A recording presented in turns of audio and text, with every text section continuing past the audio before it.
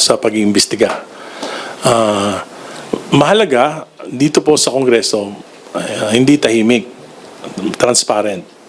Mas delikado po kung tahimik. Diyan napapasok yung mga cover-ups, diyan napapasok yung pag-aareglo, at magiging delikado po yung buhay ng mga na-involve dito sa, lalo na po yung mga maliliit na empleyado ng gobyerno na involved dito sa flood control mess. Sir, kay Kong Leviste lang, sir. Regarding po dun sa sinasabing listahan na galing kay Yusek Cabral, kasi po, did you accuse Congressman Terry Ridon of having insertions in the 2025 budget? Kasi po may statement po siya ngayon lang po while nangyayari ang briefing. Sabi niya impossible na magkaroon siya ng insertions sa 2025 dahil kakabalik niya lang po sa Kongreso ngayong 28th Congress. Malinaw po, ang Bicol Saro Party List po yung nasa 19th Congress. At it's not really an accusation kasi aminin na lang nating lahat ng congressman may submission sa DPWH budget, hindi sa House necessarily, pati sa NEP. At ito po ay hindi inaamin ng DPWH, pero pwede ba aminin ng lahat ng mga congressman? Meron tayong sinasubmit sa NEP. At ang mga files na yon ay nasa opisina ni Yusek Cabral. At sinasabi nga ni Congressman Toby Chanco, yung district congressman, alam natin anong mga project niya kasi nasa distrito niya. Yung party list, hindi natin alam. Pero to respond to the particular case that you just mentioned, sa listahan po na meron ako mula kay Yusek Cabral, nandun po ang 150 million pesos road projects ng Bicol Saro sa Pamplona at Pasacao, Kamsur. Yun po ay isang halimbawa po lamang. Sir, just to follow up po, pero does it mean na irregular ba siya kaagad yung ganong proposal or part of the regular scheme or regular process of budgeting and proposals? Well, yung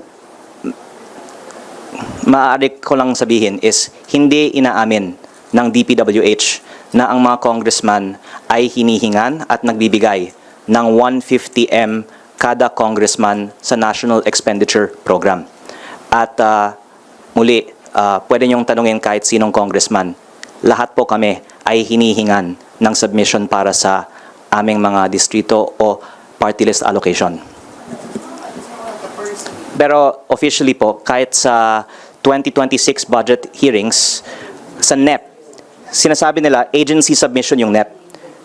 Sa 2026 budget hearings po, may isang member of the minority na nagtanong kung ang NEP ay may insertions ba ng congressman, at ang sinagot ng DPWH ay wala dahil ang NEP ay dapat galing sa agency. But insertions are po, hindi naman po yun yung proposals. Kasi po, I think it's just normal, regular lang po, and you're just doing your job as House lawmakers Opo. to propose. I don't think it's insertion So, po ang tawag doon. dalawa pang Power of the purse. Excuse me, siguro hindi naman yung issue ngayon dito yung mga insertions at yung process of allocating funds on per district level.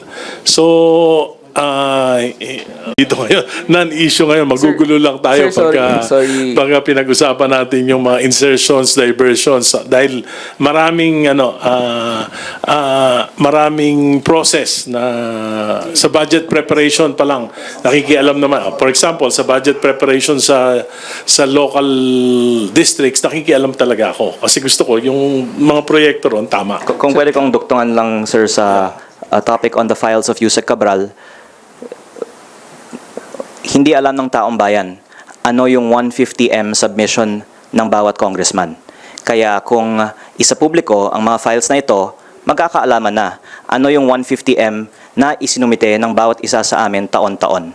At kaya siguro ayaw ng iba lumabas ang mga files na ito dahil until now, it is not the case that this has been disclosed what projects each of us submits. Sir, Sorry, pahabol lang. Actually, kaya lang po natanong yun kasi in the context of the files na hawak po ni Yusek Cabral na kinatakot po natin nung una na baka nawala at sabi po ni Kong Lian ay meron siyang kopya kaya lang po siya natanong. Sir, just to final question na lang po. Kasi baka po mali yung understanding namin at ng public regarding the process. Yung sinasabi niyo pong 150 million, iba pa po ba to dun sa pakikipag-ugnayan ng congressman, kunyari for DPWH, sa kanyang district engineer regarding sa mga, kunyari, anong kailangan ng mga distrito? Hiwalay ba po ito dun? Alam niyo, yung amendments, hindi naman masama yan. Actually, kung mayroong mga emergencies, may mga pangangailangan na bigla in a particular district or a particular area or a particular agency, pwede namang magkaroon ng, kaya nga may period of amendments. Ang pinakamasama lang, sa tingin ko, yun nangyari ng 2025 budget sa BICAM, kung saan doon na nagkaroon ng insertions na hindi na pag-usapan. Kundi ang parang nangyari, ang nag-usap-usap lang yung members of the BICAM at dinideny pa nung chairman mismo ng Senate Committee on Finance na may participation siya dun sa mga insertion sa BICAM. So yun yung malaking problema. Pero yung amendments sa House, hindi problema, part of the process. Kaya nga may period of amendments. Di ba? Maliwanag yun. Kong Lian, you mentioned na meron po kayong kopya nung insertions during the BICAM. Will you release that po sa media? Because that's what we need. Another time. But if I could just connect to what Congressman Teresa said. Sagutin ko lang. Kung matutuloy yung investigation na ito, we will call the DPWH, then maybe we can compare the list of the DPWH with the list of Congressman Libiste. Mas maliwanag. Yes. Kaya magiging mas malinaw yung magiging resulta ng investigation. Ang nababanggit na ordinary for Congressman to submit is amendment sa House. Pero ang punto ko po ay sa President's budget or agency submission pa lang, meron ng hinihingan sa bawat congressman at nagbibigay naman po ng tig 150M. At ang baka yung iba hindi hinihingan, pero marami po hinihingan. Alam naman po natin yan. At on the record, sa budget hearings, dinedeny ng DPWH na nagsubmit ang mga opisyal. Kaya importante ang files ni Yusek Cabral para makita natin ano yung isinusumite ng mga congressman sa NEP. Basta ilabas natin yung mga listahan at doon natin makikita. Ang 2025 GAA is 1 trillion. Ang NEP is 721 billion. At ang punto ko po, hindi sa 300 billion addition sa House at sa Senate lang may insertion. Sa 721B, nandyan din po, makikita natin sa files yung mga insertion. For the record lang po, lahat ng mga neophyte congressman na andito, nasa likod po namin, ay wala kaming alam dyan, hindi kami hiningan ng DPWH, ng anything. I think, para sa NEP, I think Congressman Leviste is referring to the previous Congress. Yes. Kaya iklaro yan, baka masama pa kami dyan. Thank you. Alam nyo, hindi naman masama yung amendments. Hindi masama yung amendments. Siguro, for greater understanding, alam nyo, nung bagong pasok ako this Congress, tiningnan ko yung NEP ng distrito ko. Puro kalokohan. Puro kalokohan kasi hindi naman ako ang nag-prepare noon, hindi ako kasama ng Development Council at nung DE na nag-propose noon. At nung nakita ko, puro kalokohan, sabi ko, bakit ang karamihan flood control sa loob ng mga school campuses? Ang lalaki. So sabi ko, ayokong ito ay ang matuloy na proyekto dahil pag inimplemento ako congressman, baka ako pa pagbintangan. So, kinausap ko si Secretary Bonoan noon, sabi ko, kung po pwede, magkaroon ng panibagong projects, identification sa aking distrito. At ginawa naman ito ng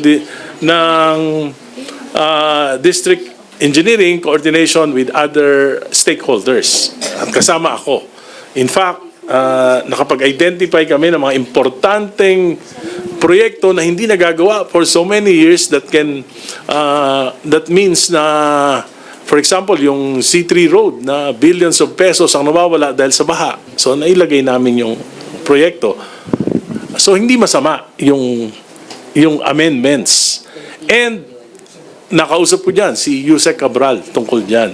Sinabi niya, once na merong pumasok na amendments, basta merong district engineering studies, merong program of work, inaako na nila. Ito'y proyekto ng DPWH na hindi nila nakita o nakaligtaan. They own the projects. So walang masama.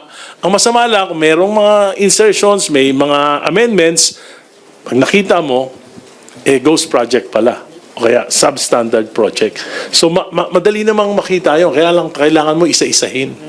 Isa-isahin yung mga projects. Yung mga insertions ng Senado, hindi ko sinasabing masama yung mga insertions nila, pero for greater understanding, siguro yung 2025, 2023 budget, lahat ng insertions dapat isa-isahin, tingnan. Ito ba ay ghost project?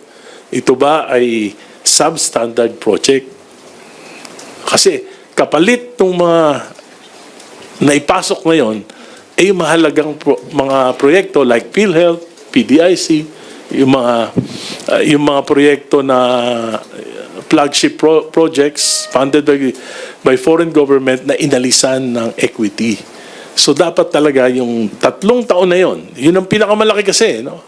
Hindi ko iniiwas yung nakaraang gobyerno, pero ito yung unprecedented na may pinakamalaki 1.45 trillion insertions and diversions. Dapat siguro isa-isahin lahat ng mga proyekto na hindi lang flood control, lahat ng proyekto na napondohan due to insertions and diversions. Masama kung may